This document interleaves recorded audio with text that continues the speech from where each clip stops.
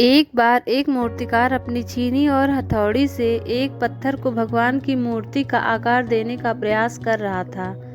जैसे ही वह छीनी पर अपना हथौड़ा चलाता, वह पत्थर चिल्लाने लगता और कहता, यह क्या कर रहे हो? मुझे इतना क्यों मार रहे हो? मुझे बहुत दुख हो रहा है, तकलीफ हो रही है, पीड़ा हो रही है।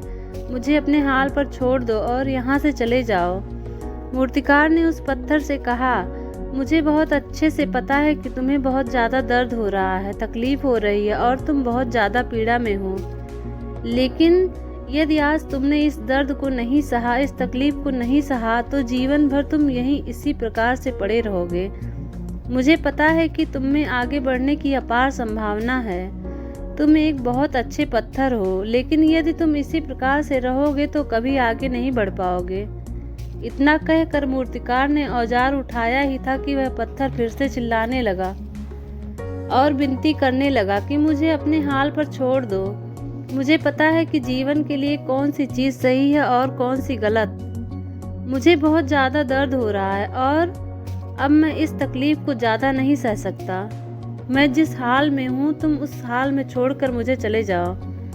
उस मूर्तिकार ने फिर से उस पत्थर को समझाने की कोशिश की कि ज़्यादा अधीर ना बनो और अपने सब्र को बनाए रखो।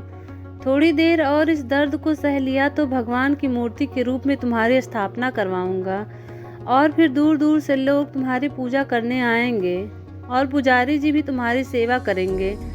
लेकिन पत्थर ने उस मूर्तिकार की एक बात नहीं मानी और अपनी जिद पर अड़ा रहा। अब मूर्तिकार भी थक चुका था और वह उस पत्थर को छोड़कर आगे बढ़ गया और थोड़ी ही दूर जाकर देखा कि एक बहुत ही अच्छा पत्थर पड़ा हुआ है। उसने फिर से छीनी और हथौड़ी उठाई और उस पत्थर को मूर्ति बनाने के लिए तैयार हो गया। दूसरे पत्थर को भी दर्द हुआ, तकलीफ उसे भी हुई, लेकिन उस पत्थर ने बर्दाश्त कर लिया और देखते ही देखते उस पत्थर ने भगवान की मूर्ति का रूप ले लिया।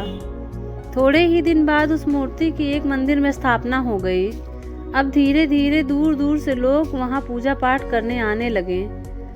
पहले वाले पत्थर को भी उसी मंदिर में लाया गया और उसे एक कोने में रख दिया गया।